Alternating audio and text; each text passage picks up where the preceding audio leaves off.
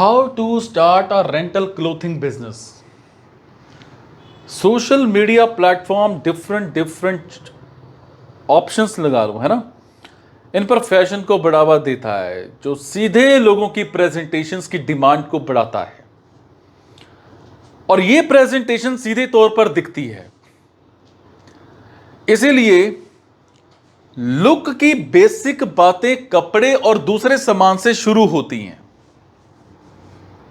किसी भी अवसर जैसे शादी, school function, college function, play या फिर पार्टीज, कल्चरल इवेंट, है ना, ऑफिस गेट टुगेदर, इनके लिए एनवायरनमेंट के अकॉर्डिंग ही ड्रेस की जरूरत होती है। प्रेजेंटेबल दिखने के लिए लोग नए कपड़े या ब्रांडेड कपड़े दिखाते हैं, लेकिन उनकी कीमत ज्यादा होती है और उन कपड़ों का फिर से यूज कम होता है। और कपड़े की इस हाई इन्वेस्टमेंट और कम यूज से इस बिजनेस का अवसर बढ़ता है। Number 2, study of business. किसी भी शहर, है ना, मतलब आप ये लगा लो कि जान पहचान के लोगों के को गहने, है ना, सामान प्रोवाइड करके इस बिजनेस को करते हैं।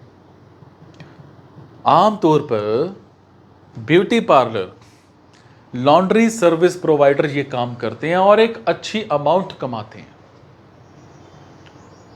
इस बिजनेस की रिक्वायरमेंट साल के अलग अलग अवसरों पर अलग अलग डेट्स में होती है।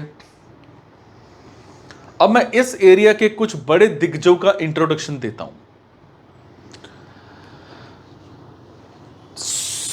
स्विश लिस्ट, ये पोर्टल कस्टमर्स के लिए ऑनलाइन पोर्टल पर पिक एंड ड्रॉप की फैसिलिटी प्रोवाइड करता है। फ्लाईरोब, ये वेब पोर्टल इस फील्ड के उन फील्ड्स में से एक है जहां कपड़े, चप्पल और दूसरे सामान प्रोवाइड कराए गए थे। द क्लोथ रेंटल, इस वेबसाइट में स्टोर के साथ साथ स्टार्स के लिए ऑनलाइन सर्विस के साथ मुंबई, न्यूयॉर्क में स्टोर हैं। सभी मामलों में एक बात नॉर्मल है जो महिलाओं की है। सभी कपड़ों का मतलब है सेम सर्विस फीमेल्स को प्रोवाइड करते हैं। इसलिए मेरा सुझाव है कि स्टार्टिंग में महिलाओं के कपड़ों के बिजनेस पर ध्यान दें। कस्टमर के पास अगला ऑप्शन ऑनलाइन होता है, क्योंकि ब्रांडेड कपड़ा ऑनलाइन कस्टमर्स की डिमांड होती है, जो शुरुआती लोगों के लिए डिफिकल्ट हो सकता है। Number 3, market planning. Cloth rental के बिजनेस की बेसिक रिक्वायरमेंट व्यापार है। अच्छे बिजनेसमैन को आसपास से ज्यादा कॉल को अट्रैक्ट करने या फिर अट्रैक्ट करने के कुछ बातों पर ध्यान देना चाहिए, जैसे अपने एनुअल सेरेमनी प्रोग्राम के लिए बल्क ऑर्डर प्राप्त करने के लिए स्कूल तक पहुंचे, फ्रेशर या फिर फेयरवेल, है ना, एनुअल कल्चरल प्रोग्राम, इनके लिए स्टूडेंट्स को अट्रैक्ट करने के लिए कॉलेज पहुंचे। लोकल एरिया में अपने प्रेजेंस बढ़ाने के लिए Facebook page, WhatsApp, social media, इन सब प्लेटफॉर्म्स का यूज करें। अपने अवेलेबल प्रोडक्ट्स का डिस्प्ले करें। लोगों से खरीदे हुए कपड़े खरीदें, इससे ब्रांडिंग और बॉन्डिंग बढ़ती है ना, ब्रांडिंग बढ़ती है, आपको बढ़ावा देने के लिए एनकरेज किया जाता है।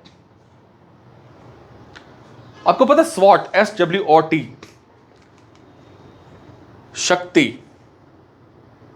प्रोडक्ट्स में एक टाइम का इन्वेस्टमेंट, एनुअल रिक्वायरमेंट, कम इन्वेस्टमेंट वाला बिजनेस, फिर से यूज किया गया कपड़ा। दुर्बलता, कोई भी इस बिजनेस को घर से शुरू कर सकता है। ब्रांडेड कपड़ों की कीमत ज्यादा होती है। अवसर, लेटेस्ट वैरायटी के थ्रू लोकल मार्केट को पकड़ो, अपने घर से शुरू करें।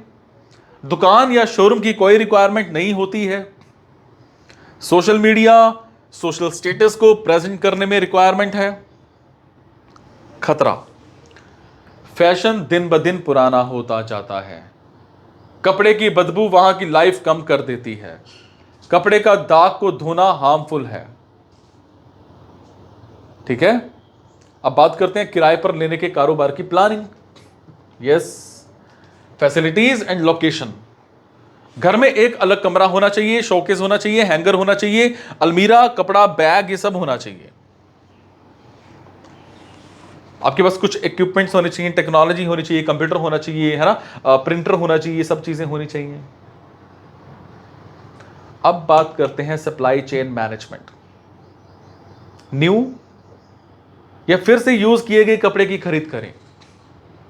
कपड़े की बुकिंग, काउंटर से कपड़ा जारी करना दुकान पर या घर पर, है ना, क्लॉथ की रिसिप्ट, रेंट की अमाउंट की कटौती के साथ deposit amount, check cloth status and updates, dry clean, stitch. अब बात करते हैं इक्विपमेंट एंड डिस्ट्रीब्यूशन। सबसे पहले तो जनाब पॉलिसी तैयार करें। सेफ्टी डिपॉजिट हो, रेंटल फी हो, डिस्काउंट हो, देर से जमा करना या लौटाना, है ना, इश्यू ऑफ डैमेज हो, ट्रांसपोर्टेशन, डिस्ट्रीब्यूशन, ये सब प्राप्त करने की स्थिति, स्टोर से कपड़े प्राप्त करने और जारी करने की ट्रांसपेरेंसी, बुकिंग अमाउंट या फिर रिफंड, प्री बुकिंग रूल्स। अब बात करते हैं फाइनेंशियल प्लानिंग की। Requirement of man power, implementation cost, furniture, कपड़े धोने या फिर बिजली, किराया, ट्रांसपोर्टेशन, डिस्ट्रीब्यूशन सिस्टम। नंबर 9, कुछ बुनियादी सवाल जो काम शुरू करने से पहले उन्हें मिल जाने चाहिए। किस तरह के कपड़े काम के लिए रख सकते हैं, यूज्ड या फिर न्यू? टारगेट ऑडियंस क्या है आपकी, आदमी, महिलाएं, बच्चे?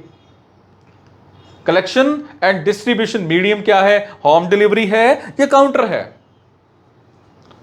कपड़े के प्रकार और दिनों की संख्या के अकॉर्डिंग किराए की कैलकुलेशन।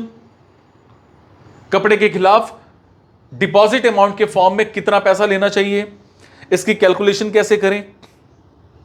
स्टोर पर कपड़े कैसे बनाए रखें? Online startup, web portal solution, digital marketing का समर्थन।